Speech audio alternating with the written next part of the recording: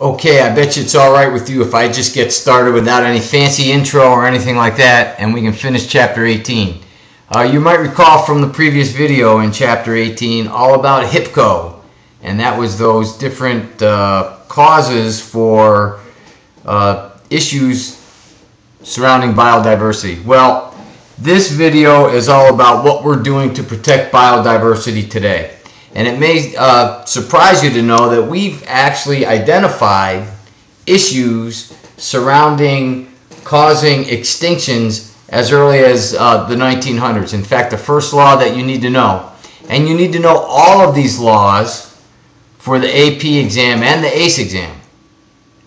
The AP exam asks about them specifically, and the AP or the ACE exam will ask you to give examples of laws that have been passed or agreements that have been made internationally to protect biodiversity. So let's get started. The first one is the Lacey Act of 1900. And remember, whenever you see something like this, a guy's name, you know it's got to be our law. It's a U.S. law, not an international law. The Lacey Act of 1900 was really created in recognition of the fact that a lot of game fish and a lot of game birds were being over-hunted, whether it was fish or the birds. So a list was formed to protect these different species, and the Lacey Act made it illegal to hunt them, to transport them across state lines. The recognition by the federal government was that state laws weren't strong enough to help protect organisms. So that was a long time ago, 1900. All right, the next one, real important. You need to write down this acronym, CITES. C-I-T-E-S stands for the Convention on the International Trade of Endangered Species. International trade. So you can tell this is one of those worldwide deals brought to you by the UN. The Convention on the International Trade of Endangered Species was originally created because of the sad stories that you heard when you were a little kid about the elephants. The elephants were an endangered species because poachers were killing them just for their tusks. So CITES made it illegal not to kill the elephants, but it made it illegal to buy and sell ivory. See, the idea here is if there's no market for those goods that the animal has, then they'll leave the animals alone.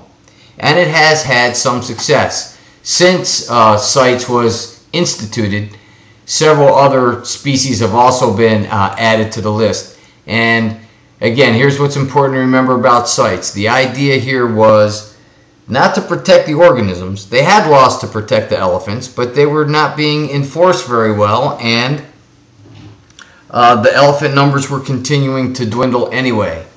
So what ended up happening was they made it illegal to buy and sell the tusks worldwide. So any organism on this list, it's about buying and selling their parts. Alright, in 1972 we came up with the Marine Mammal Protection Act. You can see it was before the Endangered Species Act, 1972. And this act was primarily targeting California sea lions, polar bears, the manatees, sea otters. These are very specific marine mammals whose numbers were dwindling rapidly, so they needed to be protected. They were not being overhunted as much as their habitat was being destroyed. So the Marine Mammal Protection Act was designed to protect specifically those four animals. Of course, since then, other animals have been added. I have a whole nother slide to go over with you because probably the most important of all of these laws is the Endangered Species Act of 1973. I'll go through more of that with you later. In 1992, you might have heard me talk about this before. If not, remind me in class to tell you all about the Earth Summit. In 1992, this was one of the biggest things that happened in the world. Every world leader was brought to Rio de Janeiro They were given 5 years advance notice that you're expected to be there to discuss all of the big worldwide environmental issues. And one of them, of course, was the decrease in biodiversity, that organisms were being killed off at an alarming rate. So one of the results of the Earth Summit, the Rio Earth Summit of 1992, was something called the Convention on Biological Diversity. So all of the countries signed on to this agreement, and basically it does 3 things. The first thing it does is its goal is to conserve biodiversity, and secondly, it is also designed to sustainably use biodiversity. I mean, there's a recognition that some of these species we need to use to our benefit, but can we use them sustainably? Can we find ways to ensure that these organisms will not be hunted to extinction or not be used up to extinction? And then the third one, which is a little bit more controversial, was equitably share the benefits. All right, this was a worldwide conference, so the developing countries, the small countries, were saying, hey, you rich countries are coming in here, you're taking all our plants, killing our animals for commercial usage, for pharmaceutical drugs, for genetic resources, and we're not getting any of the benefit from all of that decrease in biodiversity. So a third agreed upon goal of the Convention on Biological Diversity was that all countries, even the developing countries, would get to equitably share the benefits. All right, let's move on to the Endangered Species Act, because the Endangered Species Act did 4 things, and you need to write them down. The first thing that it did was it created a whole new agency. The Endangered Species Act of 1973 basically said, look, we need a list of organisms that are in jeopardy. We need to make a list. Well, who's going to keep the list? We need an agency to keep the list. So not only did Congress require that we make a list and put organisms on it that are endangered, but they also created something called the U.S. Fish and Wildlife Service. So this law created the U.S. Fish and Wildlife Service.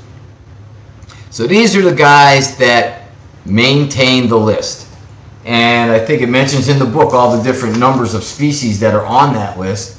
You know, 201 invertebrate animals, 380 vertebrate animals, 795 plants, lots and lots of different species ended up making that list. This was a job creator if ever there was one, because think of how many people are required to go out there, discover species that are endangered, make a list. But it's not just that. They were also required to create a recovery plan that would ensure that this species can come back.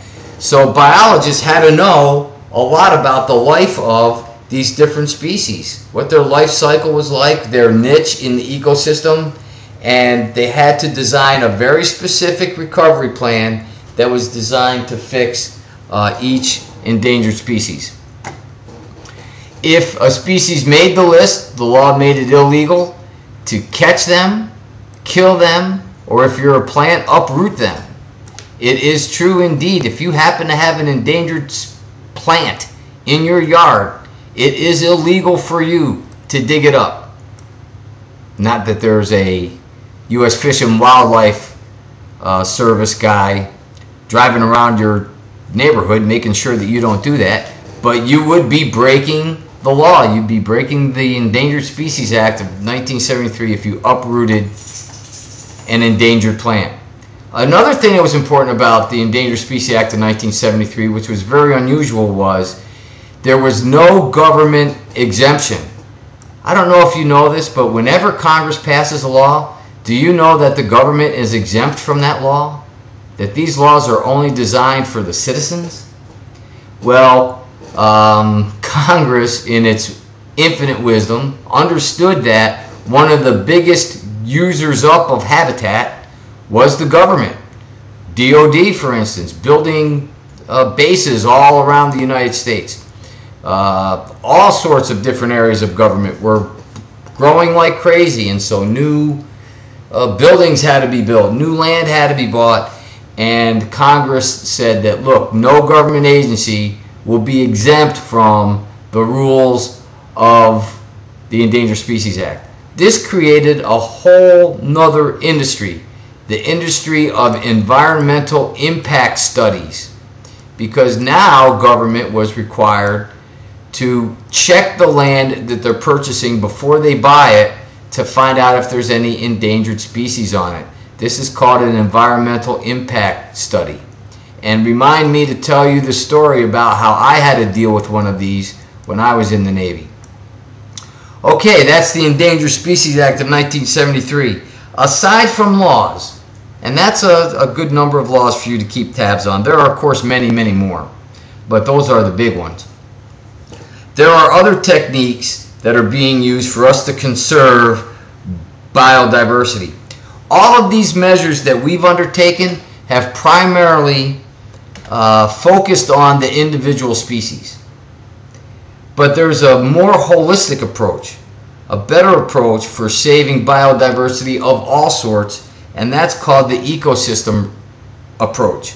And the ecosystem approach is all about protecting entire land areas rather than just trying to protect a species one at a time.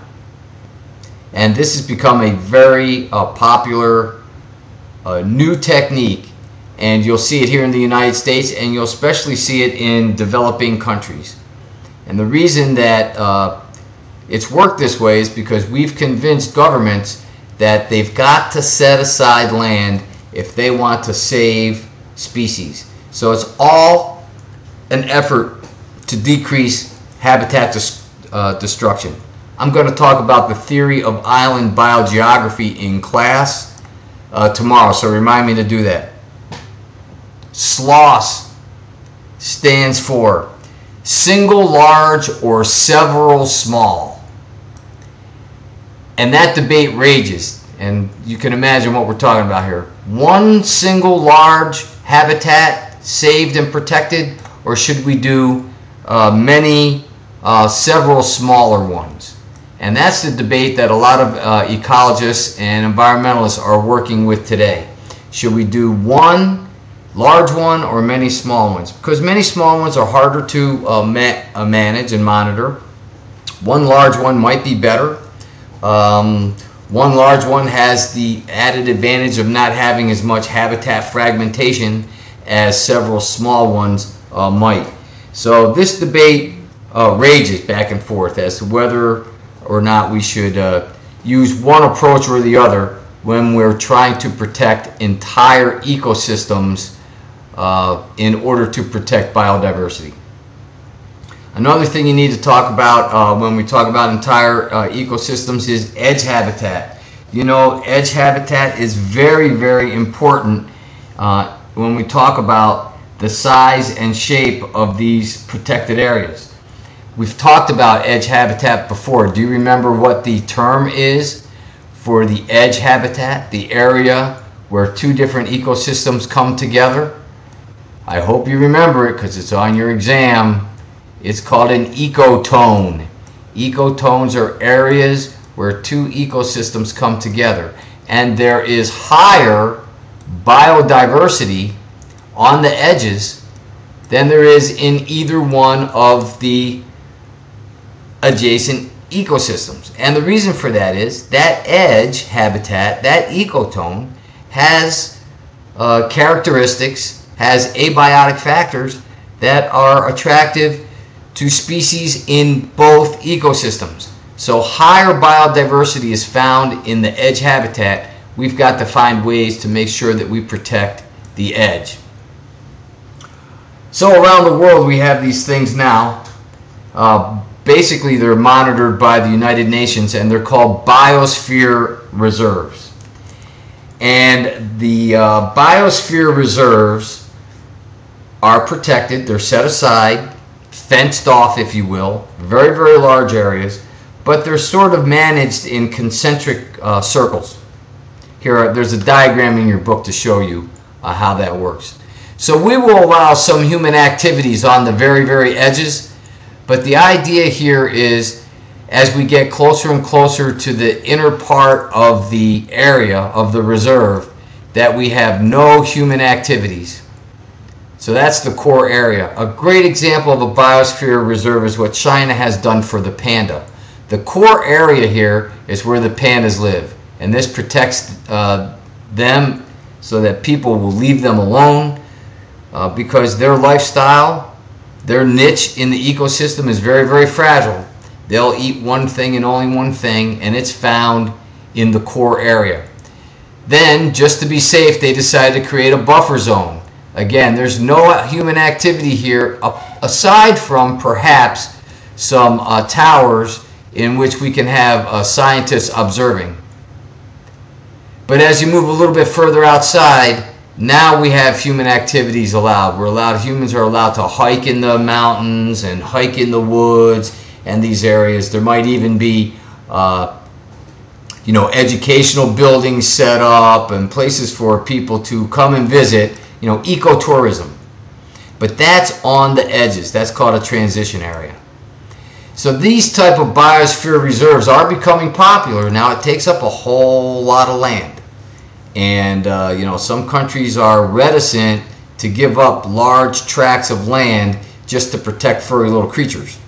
Indeed, the United States is on that list. But especially in developing countries, scientists are convincing these countries to set large areas aside. They're called biosphere reserves. And one of the ways that we've been able to get these poorer countries to agree to biosphere reserves is doing something we call debt for nature swap. In a debt for nature swap, most of these developing countries owe us a great deal of money. We give them aid that's free. We certainly give them a certain amount of aid to help their people, to help get them out of poverty. But we also give them low interest loans, and we also give them even higher interest loans. But the idea here is we lend them money. So what we're willing to do, since we kind of know we're never going to see that money again anyway, we decided to forgive their debt if they will create biosphere reserves. So this is a technique that we're using here in the United States to sort of incentivize developing countries to go with the biosphere reserves. Now listen, we don't really have these per se, but you know what? Our national park system and our national wilderness areas are just like a biosphere reserve. In fact, the truth is, if we want to stand up and give ourselves a pat on the back, one thing that we do very well here in the United States compared to most other countries is we have huge amount of land set aside where and controlled. National parks, national forests, and we're going to cover all of those different types of government-controlled lands in another chapter. But feel good about the fact that we have protected a lot of land, and that in turn protects biodiversity. Okay, I think that's it for this chapter. It is. It's been good talking to you. I'm glad I got this done quickly. So, we're going to talk about in class the Endangered Species Act a little bit more. We're going to talk about the theory of island biogeography in more detail in class tomorrow. That's it for now. See you later. Bye. Might be a good idea.